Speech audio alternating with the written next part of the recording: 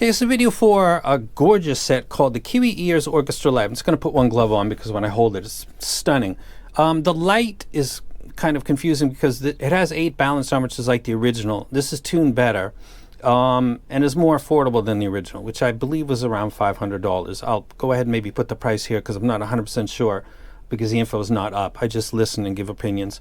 I have another one wrapped up right there in plastic. If you comment below this video and you like and you're a subscriber, then I'm going to drag your name and drop it into a wheel that looks kind of like that one, which is a slowly spinning Galileo. That, come on, don't lie, that looks really cool. So someone's going to get that. So that one's going to go out today. Hi-Fi Go, thank you very much. They're going to send I'm going to confirm that you're a sub, confirm your address and all your info, match it up, make sure you're legit. It's the way that this works now because there's a lot of people out there. You know the deal. And then I'm going to forward that info to Hi-Fi Go, who's going to give you a brand new Galileo wrapped in plastic. So thank you and shout out to them for making that possible. And there's a giveaway on Twitter that's going to close tomorrow, and I'll go ahead and announce that one on Twitter. Now, so if you want the Kiwi Ears, comment below, like and subscribe. We're here for this set right now. This is not really possible to get the beauty through the camera.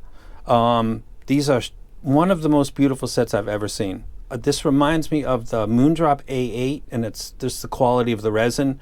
The caps are, I don't know what that reminds me of. I absolutely love that color. It looks so absolutely nice. The fit is nice. The cable is soft, very manageable. It never gets into that spider thing. It always falls out. It's a very nice cable. It's stunning, and it fits very well. Let's take a look at the tuning before we talk about music.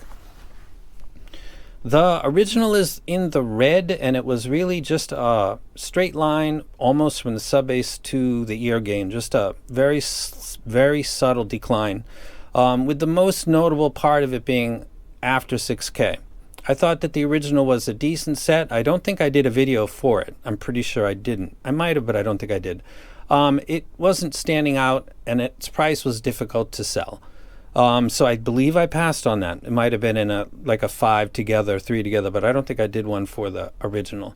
This set, however, because I think it's tuned better and it's priced better and it looks so nice, I'm doing this video. It's got a bass that is kind of more typical. It's got the rhythm section, the sub bass, the mid bass slightly elevated. It comes down before or right around 200 hertz. This is very similar to the Moondrop Variations in its tuning, but it's a much more subtle transition from 50 hertz to 200 hertz. It's not like a 10 or 15 dB drop, which can kind of skew certain things. This is giving a more subtle lift to the rhythm section, drums, bass guitar, a little bit of lift on male vocals, just a little, and female vocals just a little bit as well, and I'll talk about that when I talk about music. I think they did a better job with this. The treble is coming down. This is the IEF target. It's got plenty of energy, cymbals and harmonica and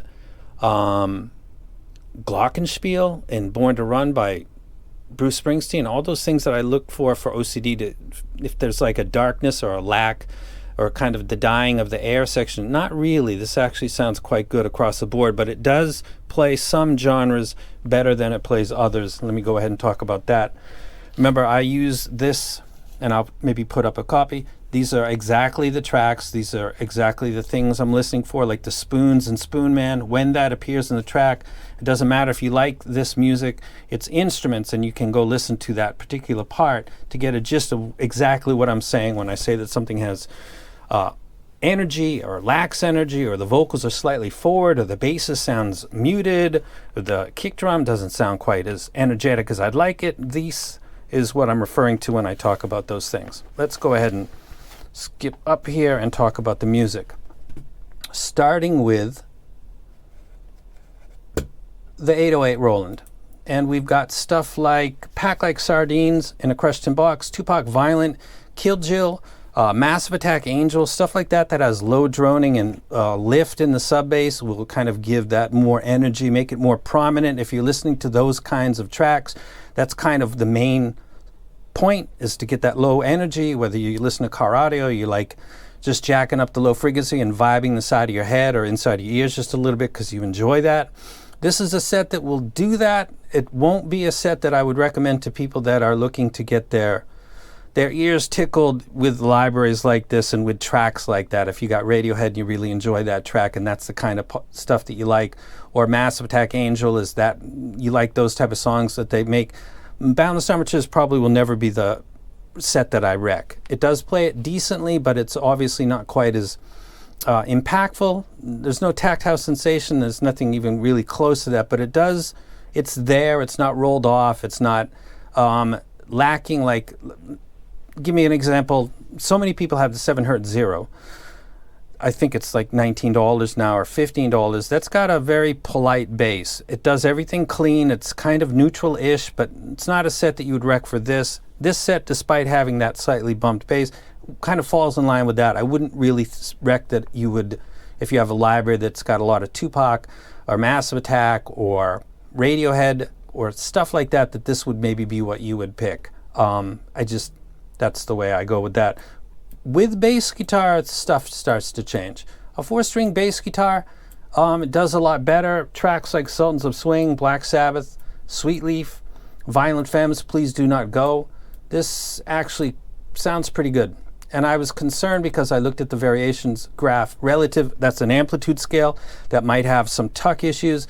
Actually, Dire Straits' basses sounds good. He's got energy. The pulls and releases of the bass guitar sound kind of snappy and they are nice. It's not getting in the way of Mark Knopfler's iconic vocals and guitar play. I thought that in rock and roll in general, it did much better than it did with like hip hop and EDM or trip hop. It's more suited for classical and rock and roll. Dire Straits sounds good. I enjoyed it a lot. As we move into drums, I'm talking mostly about John Bonham and Neil Peart from Rush, John Bonham from Led Zeppelin. To be exactly specific, I'm talking about the track on the 4th album. It's called When the Levee Breaks, and when you intro to that, John Bonham has a very super iconic dun, ch, dun, dun, dun, ch. It's produced to be emphatic. It's not just a kick drum opening the track, it's a produced kick drum, and it's supposed to sound like that. So when this sounds average or less than that, it's a big problem for me and a red flag and a definite not rec and likely not a video. This actually sounds proper. It sounds good. Again, this is handling the bass guitar and drum kit in a way that I find to be appealing. It's not too energetic, but it's probably what a lot of people like. Kind of balanced, not too impactful to get in the way of vocals, but enough there to make it seem like the track is not lacking in something that you're expecting to come. So I think bass guitars do good, and drums do good as well. As we get into vocals, I think that this does well with female vocals, like on Heart. My library, Fleetwood Mac Rumors is an album that I use a lot. It's got 2 male and 2 female vocals, and they switch it up a lot within the album. This is something that I'll talk about very quickly. When you elevate the bass, sub-bass, mid-bass, even subtly like that, the chance that you impact the quality of female vocals is possible. It's 200 hertz for male vocals, not really. At all. I actually kind of prefer that. It makes it sound more natural and realistic, but female vocals are much more sensitive. That's why the variations is so appealing to people, and this is kind of coming in at about the same point with less boost in the sub-bass, mid-bass. So if you find the variation to be appealing because of the way it treats vocals, this would probably be something that's in your wheelhouse. I find it to be pretty good. I think male vocals sound perfectly fine. Female vocals sound good as well. It's a little bit dry, and I think that's kind of because it's kind of similar to the variations, and I'm not a huge fan of that set, so people that watch my videos know that. But if you like that, this is probably, I think, a little bit better than that. Strings, Vivaldi. I thought this did strings excellent. The piano concerto, and I'm actually listening to violin. Some people have pointed that out. I know, but that's what this is. The harmonics of the strings sound excellent. I think it sounds really good. Didn't have any notable problems with it. It's, as we start with the Roland 808 and the low frequency stuff, it's not going for a lot of people that watch my videos and want something that kicks, or does it kick without getting in the way of vocals. This is not a kicker. This is a slightly warm, subtly boosted low end that won't get in the way of stuff that exists in the mids, which is virtually everything. Vocals, instruments, everything. So it's a clean replay. I think they did a good job. I think it was very smart to revisit this, to consider the price, and also while you're there, to consider the tuning. And I think that they hit it on both they're certainly going to sell more because it's more affordable to more people. And I think the tuning is better. That's pretty interesting, actually. You improved the tuning. I don't know who would really prefer the original over the new one, and you lowered the price and you put it in a beautiful shell. There's just a lot of winning going on there. For a rock-based library or classical, it would be something that I would rec. And as I stated, if you've got hip-hop, EDM, trance, trip-hop, it really wouldn't be. Now, before we close this out, that just looks super cool. It's not going to come through in the video. I love that. 3, 2, 1. Click it. Spin the Galileo.